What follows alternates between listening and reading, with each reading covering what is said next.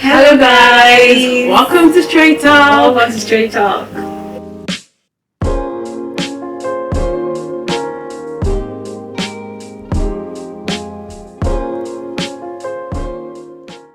So guys, welcome once again. I'm Glory. And I'm Peace. So today we have a very controversial topic. A topic that everyone's been, maybe not everyone, but most have been talking about. And from our thumbnail, we should have gotten an idea.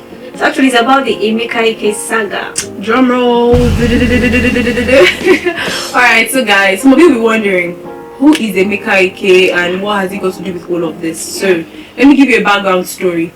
Emeka Ike is a Nigerian actor, and recently there has been it's sort of, there's been stories flying around basically. So there are this he had laid some allegations against his wife concerning what their marriage was like and all of that. And recently his wife came out to say all of those things he said about me are wrong, right? She wants to push her own narrative to the media. She wants to say those things are wrong basically. So now we have two different stories on the media. Yes. Or is it on the media? In the media. In the media. We have two different stories in the media. Yeah. And we're not saying anybody is right or anybody is wrong basically. That's a disclaimer, right? Yes. We just feel like there are lessons we can learn from the whole saga. And that's where we want to pick our topic from. Yes, I'm going to say it again. We're not saying anybody's right or anybody's We're not wrong. supporting anybody. They actually, I feel like there are lessons that we can learn from their story. So let's get into it.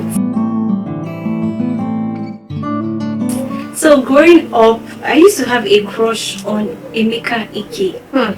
So I might have been Susan if I was grown then. Yeah. I can actually relate to her, and I realized just how when we were picking, like I was physically attracted to Emeka Ike because he was handsome, he was popular and stuff.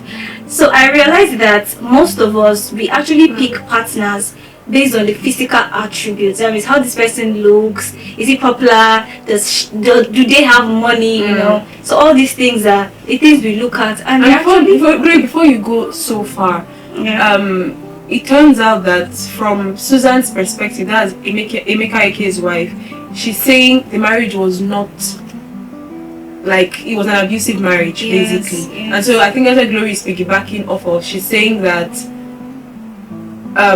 Susan might have been attracted to him in all the physical aspects, but that it turned out to be an abusive relationship. Yeah, exactly. So I feel like there are actually disadvantages when we pick somebody, whether it's our relationships, whether it's even friendships, when we pick according to what we see physically. And I think one of them is that at the end of the day, you don't actually know this person. Okay. We don't, as human beings, we have layers to us. There's not just, this person just one. I feel like we have colors, different colors to ourselves. So when you're picking somebody based on the color you see on the outside, you don't know the colors on the inside you're picking, whether it's a psychopathic color, a sociopathic color, even a crazy color. You don't know what you're picking. So I feel like when we base on physical attributes, we don't know who we are picking at the end of the day. So and that's so deep, speaking to what you said about character, and sometimes we don't really know what this person really is like. That's why you cannot just pick based off of physical qualities and all of that. The second disadvantage of picking based on physical qualities would be abuse. So like when you just pick based on what you think someone is, there is everything that this person may not be emotionally balanced, mentally balanced. And when we talk about abuse, a lot of people think abuse just means physical abuse, beating you and all that, but abuse could also come in form of mental abuse, emotional abuse. In fact, I would even say, if you are with somebody that you are feeling a kind of pressure around them, be it mental, emotional, that relationship definitely needs to be re-evaluated. So there is the tendency of abuse when you pick somebody just based on their physical qualities, which ties back to what Glory said about character. So you just can't tell. So okay, for me, thank you very much for that point. So for me, my third point would be the kids, the children. Now, whether it's physical children, that is when you marry or in a relationship with somebody that you don't know who the person is, you just when you give birth, like you can see how Emeka Ike's son is coming out to talk also. So obviously, what started with Susan and Emeka has affected somebody else, the child. So not just even physical children. I feel like it. Talking about our dreams, or our visions, these are things we give birth to. Our service, the way we show up, those things can affect our goals. Because when you're with somebody, like please talk about abuse, that's mentally abused you or emotional abuse you, somehow it just stains everything about you. So you don't dream like you used to, you don't set goals, like you don't even deliver like you used to. So it actually affects your output. Yes, what you give off. So that's amazing. And the fourth point would be reputation. When you end up with somebody who is not who they are supposed to be, or a person who is not what you expected them to be, right? You find out that they end up ruining your reputation. Because even like we're talking about Susan and Emeka, she said in her interview that her reputation has literally been dragged through the mud, right? And even if it doesn't, that's talking about the media space, but even if it doesn't get to the media space, just among family and friends, you notice that people begin to let me, isolate myself from her because of, or him, because of this person they are with. And eventually also, when you stay around someone that is toxic or caustic, you also begin to behave like them. So let me give an instance. You grew up in a family where nobody shouts, everybody's quiet, but you are with somebody that shouts all the time. When you want to start fighting back, you begin to shout. And when they put you back with the family you grew up in, you are now tagged the shouter. Not because you generally want to shout, but because you've been with this person for such a long time.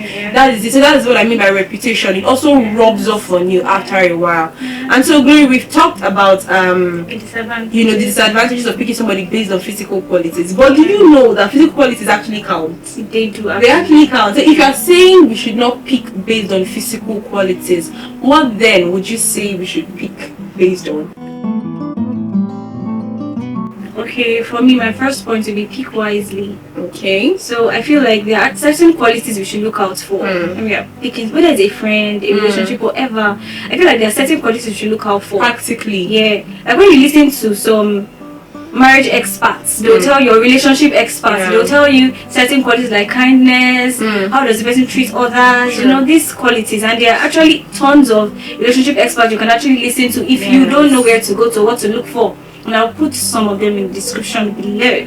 But I feel like it is important that we pick practically. Look for qualities like values in the person. Not just the physical qualities, okay? And what you said reminded me of Iren's book, Dating Intelligently. It talks about the practical side of picking somebody that you want to spend forever with or whatever. Okay, so my own point, what should you pick based on? Pick prayerfully.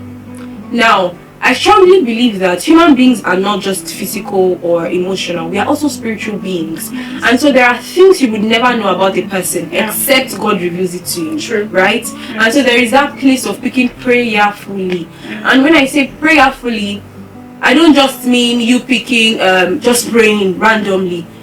I remember I once saw a message by Mujodo Kompo, and she stipulated that one way you can pick prayerfully is that you go through your Bible, pick out scriptures that you want the person you're going to end up with to look like, because the Bible is full of such qualities, and begin to pray that into existence, so that when the person comes, you can tell that does this look like what I prayed for? Nah, it doesn't. Because a lot of people get confused when the person actually comes, and they're like, he's a bit abusive, but but when you have those practical prayerful qualities, you can literally say, no, you're not what I asked for, or yes, you are exactly what I asked for. Okay, so my next point would be choose with others. Now when I say choose with others, I don't mean it should be a community decision or communal decision. What I mean is you should take counsel, whether it's from important relationship experts, not from useless people.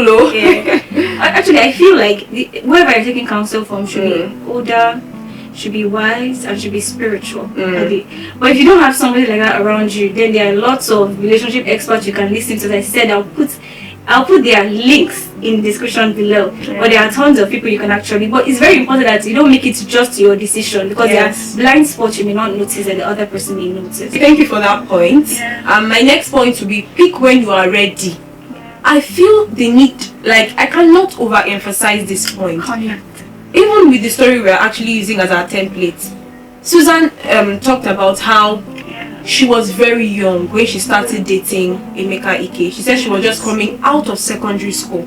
Pick when you are ready emotionally. Pick when you're ready mentally. Pick when you are ready financially. Whatever it is for you. And when I speak about, see, you might even meet the perfect person for you. But if you are not ready, you will ruin Mr. Perfect's affection. Do you understand? So I feel like you should really take time to be ready. Now I'm talking about readiness for marriage or readiness for a relationship. A person can be ready in 2023 and suddenly not be ready in 2024 because life is seasonal. Things come up and suddenly goals are changing, visions are changing. And so you will subject that person to more harm. If you just say, I'm not ready, but I don't want this person to get out of my hand, you will subject that person to more harm and yourself as well. So it's better you walk away, prayerfully or whatever, but do not pick anybody until you are ready. So guys, that's all we have for you today. We hope that this video has been as enlightening for you as it was for us. I hope you enjoyed watching as much as we enjoyed sitting behind the camera, in front of the camera. Anywho, guys, we are in no way certified relationship coaches or experts, but these are just our opinions. If you feel like there's anything we omitted that you want to add, to the list, you can join us in the comment section, discuss with us, and all of that. So to come your way next time. I remain glory. And I remain peace. Bye. Bye.